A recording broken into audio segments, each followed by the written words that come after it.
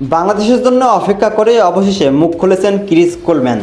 যেমনটা গতকাল যুব ও ক্রীড়া প্রতিমন্ত্রী আমিনুল হক জানিয়েছিলেন, কোলম্যানের এজেন্টের একটা ফিনান্সিয়াল কন্ডিশনের কারণে চুক্তি সময়মতো করা যাচ্ছে না। কি ছিল সেই শর্তে? আমরা জানি ক্রিস কোলম্যান প্রতি মাসে $26,000 চেয়েছেন। ঠিক সেই সঙ্গে এজেন্টের একটা ফি রয়েছে, প্রতি মাসে 10%, অর্থাৎ মাসে $2,600 করে দিতে হবে এজেন্টকেই। এখন ক্রিস কোলম্যানের সাথে সরাসরি যোগাযোগ হচ্ছে না, হচ্ছে তার এজেন্টের সাথে বাফুফের।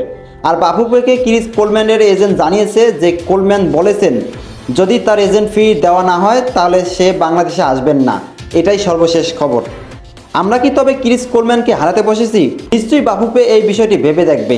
এমন একজন হাই প্রোফাইল কোচ পাওয়া নিঃসন্দেহে বাংলাদেশের জন্য আশীর্বাদ হয়ে দাঁড়াবে।